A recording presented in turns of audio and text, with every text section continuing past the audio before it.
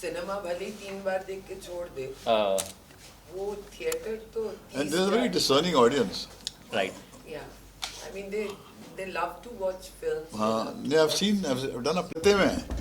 हाँ कलकत्ता में. आप थे कि नहीं थे? हाँ बस. हाँ क्योंकि उसकी किताब निकली है ना अभी. हाँ किताब निकली. राजेश कुमार जी. हाँ, तो मैंने कहा था प्ले का किताब निकाल दो उसकी. हालांकि उसका मोटिव ये था कि मेरी फोटो छपवा दे वो, तो उसका वो काम हो गया. उसे वही मगर वो जब से आपके प्ले का करता मगर पूछता नहीं आपके प्ले के बारे में. बट उसे पूछना चाहिए. मैंने उसे विश किया मूवी के लिए ना. हाँ थैंक यू सो मच. फिर मुझे बोला तुम शो करना मुबारक हो.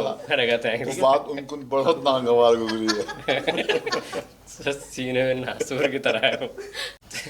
तो क्या होता है कि फिर वो इन्होंने तो जाके विनय को बोल दिया. विनय तो दोस्त है ना उसका. तो विनय तो आ रहा है अभी पूरी टीम को लेके. नहीं विनय वो ही इज अ जेंटलमैन. नहीं विनय का जेन्युइन दादा आ गया आपको. सर मैं ब्लैक हो रहा हूँ ना. जब मैं ब्लैक पहनता तो ये परेशान हो रहे बेचारे इनको जाओ बोल लगे. हाँ सॉरी.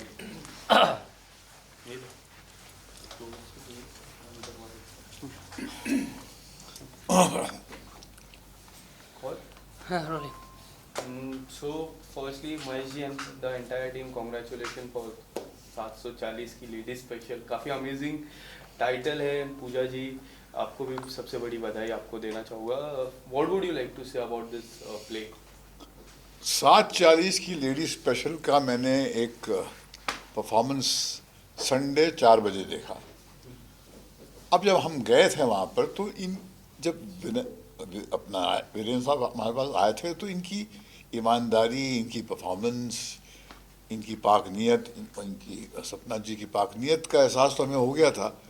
मगर टैलेंट का स्तर ये होगा इसका अंदाज़ा बिल्कुल नहीं था. एज एन एक्टर हमने देखा था उनको. इनका एक प्ले भी देखा था जिन्होंने डायरेक्ट की थी जो बहुत अच्छा प्ले हुआ था दिल्ली में, बात निकलेगी तो. मगर जब हम 4 बजे वहाँ गए और ये बिना चाय पिए हमने वो प्ले मैंने कहा शुरू करो, तो ये बिल्कुल सच बात है कि पहले सीन में ही आपकी आंखें नम हो जाती हैं. क्या होता है एक सच्ची कहानी में जो आपको झंझोड़ती है. अच्छी कहानी आपको झंझोड़ती है, बिल्कुल आपको जगाती है. क्योंकि इतना फिक्शन बन रहा है, इतनी मैन्युफैक्चर्ड स्टोरीज है. हम भी उसी क्षेत्र से हैं. सपने बुनना तो हमारा पेशा रोजगार रहा है. मगर जब एक सही रियल जिंदगी की तड़प आप तक पहुंचती है, खास करके ऐसी जिंदगी की जिसने जद्दोजहद करके एक मकाम बनाया अपने लिए, और फिर मकाम बनाकर वो कहीं पर समाज के लार्जर इश्यूज़ के बारे में सोच रही है. अपने ही बिरादरी के जो लोग हैं, जो एजड हो जाते हैं, उनके वेलफेयर के बारे में सोच रही है. उसका जो स्तर देख के, और बिल्कुल मासूमियत है उसमें, एक बहुत ही कोई इंटेलेक्चुअल बात नहीं, बिल्कुल दिल से निकली हुई बात है. तो जब परफॉर्मेंस ख़त्म हुई 1.5 घंटे की, एक तो समझ ही नहीं आया 1 घंटे 20 मिनट की परफॉर्मेंस थी. जी सर. एक तो समझ ही नहीं आया कि 1 घंटा 20 मिनट कैसे निकल गया. देखिए अटेंशन डेफिसिट दौर में जीते हैं. हर 5 मिनट में कम मोबाइल को देखते हैं, मैसेज आते हैं, और हम तो ट्रेलर भी नहीं दे सकते अगर उसमें बात नहीं होती. 1 मिनट का ट्रेलर. मगर ये 1 घंटा 20 मिनट इस प्ले ने बिना लाइटिंग के कमाल के, ना साउंड एकूस्टिक्स का कुछ प्रभाव पड़ रहा था आप पे, प्योर रॉ फेल्ट इमोशंस. और एमेचर ग्रुप था, सिंसियर, मगर इतनी ओवर पावरिंग ईमानदारी थी इस प्ले में. तो मैंने कहा क्रांति ऐसी घटती है, छोटे से कमरे में कुछ ईमानदार लोग मिलते हैं और अपनी दिल की बात जैसे वो जीते हैं वो कहते हैं. तो मैं जब प्ले ख़त्म हुआ तो मैं कुछ देर कुछ बोल ही नहीं सका. तो सब बैठे रहे, देखते रहे, पता नहीं क्या बोलेगा ये. तो मैंने सबसे पहला जो काम किया था, मैंने इसका हाथ पकड़ा. और जब मैंने इसका हाथ पकड़ा तो एक जेस्चर से हमारी 80% कम्युनिकेशन जो होता है वो बॉडी लैंग्वेज से ही होती है ना। तो बॉडी लैंग्वेज से ये पूरा जो अपना स्टाकास जो वहाँ पर थे, बिल्कुल दे वो watching the my response with held breath कि क्या रिस्पॉन्स होने वाला है इस आदमी का। तो मैं बिल्कुल आई वाज फ्लॉर्ड। और इनकी परफॉर्मेंस तो मुझे लगता ही नहीं कि परफॉर्मेंस कर दे रही थी। और everyone, each and everyone was ईमानदारी टू द कोर। आप किसी को फॉल्ट कर सकते हैं कि शायद वो टैलेंट का स्तर इतना नहीं है, मगर जितना जेब में था सब निकाल के दे देती है। तो आज के दौर में कुछ देने वाले जो है ना कम मिलते हैं। जो आपको परफॉर्मेंस दिखाता है वो आपसे तालियां बटोरना चाहता है या आपकी जेब में हाथ डाल के कुछ पैसे निकालना चाहता है। ये बहुत ईमानदार प्ले है और इसकी पाक नीयत और इसकी एक इंटेग्रिटी इसकी पहचान है, जिस तरह वो सेंट्रल कैरेक्टर की ज़िंदगी में जिसके पर आधारित है। तो ये पूजा जी को बधाई, सबको बधाई। और मेरा सौभाग्य है कि मैं इस प्ले से इसने आके मुझे जोड़ा। शायद मेरे कंधे पे सवार होके इसको अपनी ऊंचाइयों को छूना था। और बड़ों का फ़र्ज़ ये होता है कि वो अपने जूनियर्स को, अपने छोटों को उस मकाम तक पहुंचाएं जहां पहुंचने का उनका हक है, उनका अधिकार है। तो हर टैलेंट जो है यहाँ पर, हर बच्चा जो है जिसने परफॉर्म किया है उसका अधिकार है कि वो हमारे सपोर्ट से अपने टैलेंट की पीक को छुए। वीरेन जी, आप क्या कहना चाहोगे इस अद्भुत प्ले को? काफ़ी अमेजिंग लग रहा है, पोस्टर्स काफ़ी अमेजिंग लग रहा है। मैं आया पहले पूजा जी को यही कहा कि पोस्टर काफ़ी अमेजिंग लग रहा है। आप कुछ बताना चाहोगे इस प्ले के बारे में? किस तरह से आपके मन में क्या कुछ था इस प्ले को लेके? एक्चुअली इस प्ले की शुरुआत जो हुई थी वो सपना से हुई थी। तो सपना, सारा आइडिया सपना का था। सपना ने पूजा दी का वीडियोस देखे तो इसको एकदम कनेक्ट हुआ। रात को 2:30 या 3 बज रहा होगा, मैं सोया हुआ था, ये रो रही और मुझे जगा रही है, वीरेन यार ये वीडियो देखो।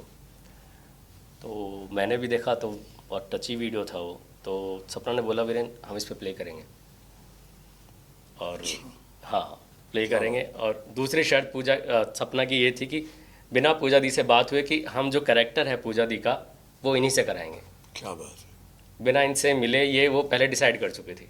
तुमने डिसाइड कर लिया, आगे काम तुम्हें ही करना है, डायरेक्टर का काम बाद में करूँगा। तो मीटिंग वगैरह फिक्स करना जो भी है तो सब सपना ने वो चीज़ें की हैं।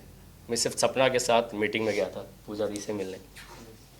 तो ये था, वहाँ से फिर शुरुआत हुई थी। वहाँ से फिर पूजा दी को बोला, उनको पसंद आया जो हमने बोला। जैसे सर ने कहा कि इसकी ऑनेस्टी और ईमानदारी दिखी, पूजा दी को भी शायद हमें वो दिखा। और इन्होंने तुरंत हाँ कर दिया। तो हमने कहा हमें आपका टाइम चाहिएगा, हमें आपकी क्लास में आए और हमारे साथ डिस्कस करें आपकी लाइफ को।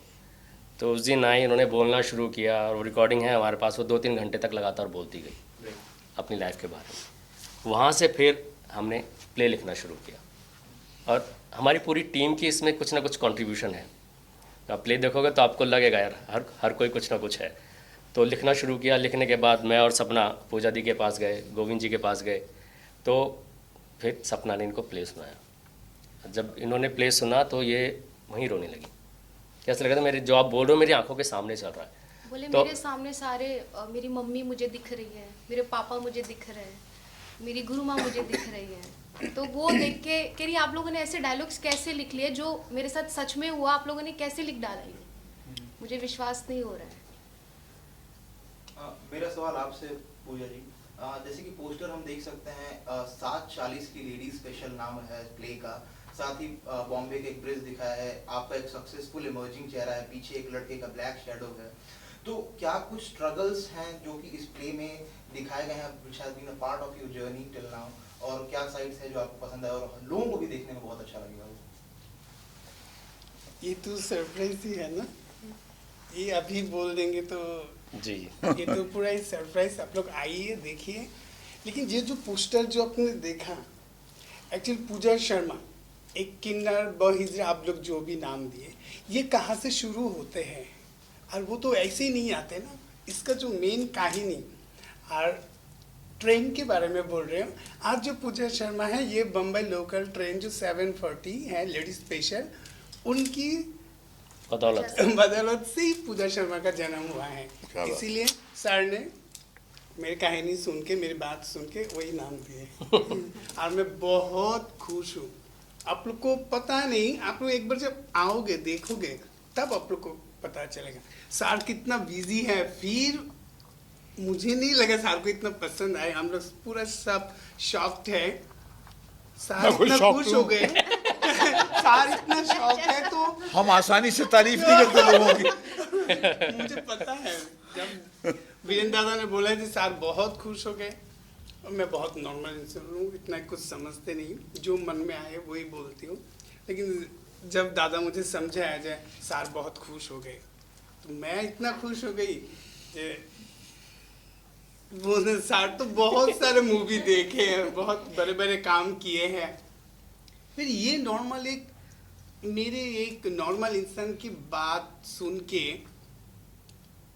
एक डायरेक्टर आके, वीरेंद्र दादा दीदी आके, वो कैसे जुबान की भाषा सुन के एक लिख के स्किप हो जाता है।